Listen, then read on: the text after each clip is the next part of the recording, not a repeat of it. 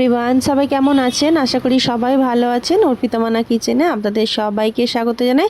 আজকের আপনাদের জন্য দুর্দান্ত একটা রেসিপি নিয়ে চলে এসেছি। দেখুন, রেসিপিটা বানানোর জন্য এখানে আমরা কিছুটা আটা, কিছুটা ময়দা, যেহেতু ঘরে বানিয়েছিলাম একটু আটা ইউজ করেছিলাম, কিছুটা দিয়ে দেবো তেল, কিছুটা দিয়ে দেবো স্বাদ মতো নুন, দিয়ে ভালোভাবে একটু এটাকে মিশিয়ে নেব তেল আর নুনটা।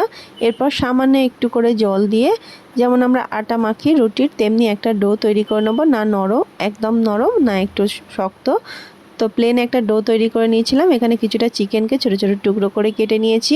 এবার একটা ফ্রাইং প্যানের মধ্যে দিয়ে দেবো কিছুটা সর্ষে তেল, দিয়ে আমরা যে এখানে দিয়ে দেবো কিছুটা রসুন, অল্প একটু রসুনটাকে একটু ভেজে নিয়ে এখানে একটু দিয়ে দেবো আদা বাটা, আর যে চিকেনটা আমরা কেটে রেখেছিলাম সেই চিকেনটা এর মধ্যে দিয়ে দেবো।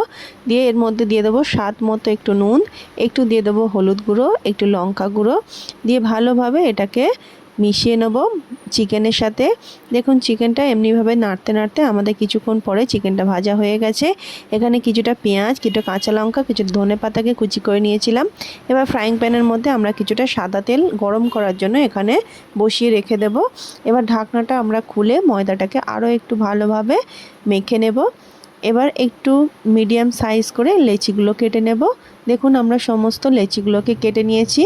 এবার সামান্য একটু করে তেল দিয়ে এটাকে মোগলাইয়ের যে পরোটাগুলো তৈরি হয় তেমনি একটু পাতলা করেই আমরা এটাকে বেলবো, যেহেতু আমরা একটু আটা ইউজ করেছিলাম তার জন্য।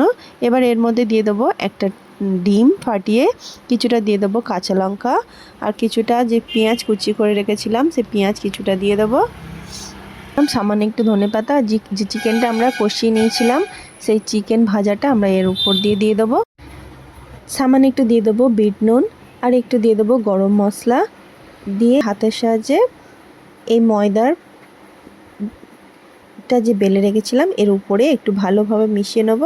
দেখুন, এবারে এই যে ফোল্ড করে রেখেছিলাম এই ফোল্ডটা হাতের সাহায্যে তুলে এপাশ ওপাশ করে এটাকে মুখটা বন্ধ করে দেব।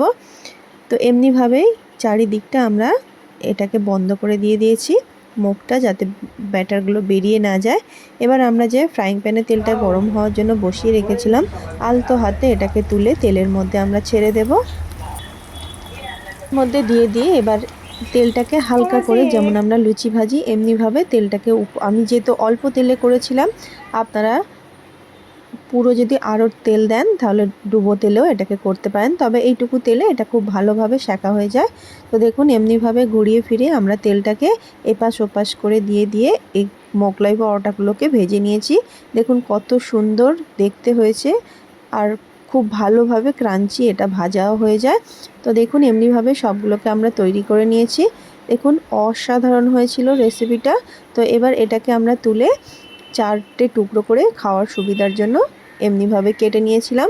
এবার এর সাথে আমরা কিছুটা আলু, মোগলাইয়ের পুরের সাথে আলুর তরকারি ইউজ করেছিলাম, তো সেই রেসিপিটা আপনাদের সাথে শেয়ার করছি। দেখুন, খুব সহজে রেসিপিটা হয়ে যায়। এখানে আলুটাকে একটু বড় বড় করে টুকরো করে কেটে নিয়েছি।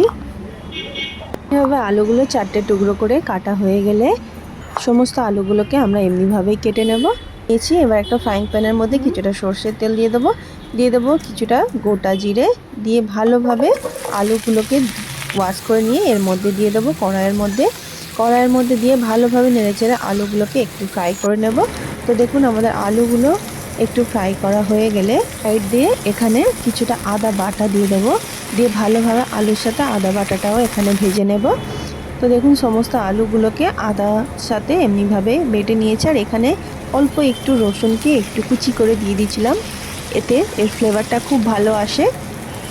তো দেখুন, এমনিভাবে রসুনটাকেও আলুর সাথে ভালোভাবে ভেজে নেব, আর একটা ছোট্ট পেঁয়াজকেও কুচি করে দিয়ে দেবো। দেখুন, পাতলা পাতলা করে কুচি করে হাতের সাহায্যে ভেঙে পেঁয়াজগুলোকে আলুর মধ্যে দিয়ে দেবো। ঝালের জন্য একটু দিয়ে দেবো কাঁচা লঙ্কা। এমনিভাবে করলে এর স্বাদটা খুব ভালো আসে আলুর তরকারির। একটা টমেটোকে ছোটো ছোটো টুকরো করে কেটে নিয়ে উপর দিয়ে দেবো, দিয়ে ভালোভাবে আলুর সাথে সমস্ত কিছু এমনিভাবেই নাড়তে থাকবো। আমরা দিয়ে দেবো কিছুটা কালারের জন্য কাশ্মীরি লাল লঙ্কা গুঁড়ো, আর দিয়ে দেবো কিছুটা কালারের জন্য হলুদ গুঁড়ো, আর দিয়ে দেবো কিছুটা ধনে গুঁড়ো, একটু দিয়ে দেবো জিরে গুঁড়ো। সমস্ত মশলাগুলো এখানে দেওয়া হয়ে গেলে দিয়ে দেবো গরম মশলা গুঁড়ো দেওয়া হলে এটাকে ভালোভাবে মশলার সাথে এটাকে কষাতে থাকবো। দেখুন, আমরা এমনিভাবে কিছুক্ষণ আমরা মশলার সাথে আলুগুলোকে ভেজে নিয়েছি। এবার যাতে মশলাটা পুড়ে না যায় তার জন্য পরিমাণ মতো অল্প একটু জল, যাতে আলুটা সিদ্ধ হয় সেই পরিমাণে জলটা আমরা এখানে দিয়ে দেবো। দিয়ে ভালোভাবে আলুর সাথে সমস্ত মশলাগুলোকে মিশিয়ে নেব। মিশানো হয়ে গেলে এখানে ঢাকনা বন্ধ করে আলুটাকে কিছুক্ষণ বয়েল হওয়ার জন্য রেখে দেব। পরে আমরা ঢাকনাটা খুলে আলুটাকে একটু ভালোভাবে নেড়ে দিয়ে একটু চেক করে নেব যে আমাদের আলুটা বয়েল হয়েছে কিনা। তো দেখুন আমাদের আলুটা প্রায় বয়েল হয়ে গেছে। এবার আমরা কিছুটা ধনেপাতা যে কুচি করে রেখেছিলাম সেই ধনেপাতা কুচিটা উপর দিয়ে দেবো। এবার এটাকে একটু নেড়ে চেড়ে এটাকে নামিয়ে নেব। নামিয়ে নিয়ে মোগলাইয়ের সাথে এটাকে সার্ভ করুন, জাস্ট অসাধারণ লাগে। অবশ্যই একবার আপনারা এমনিভাবে বাড়িতে বানিয়ে ট্রাই করতে পারেন। এটা খুবই হেলদি হয় স্বাস্থ্যের জন্য, আর দোকানের থেকে অনেকটাই টেস্টে ভালো হয়। অবশ্যই আবার বাড়িতে বানিয়ে ট্রাই করবেন। আপনাদের কেমন লাগলো রেসিপিটা জানাতে ভুলবেন না। ভালো লাগলে আমার চ্যানেলটিকে লাইক শেয়ার সাবস্ক্রাইব করে আমার পাশে থাকবেন।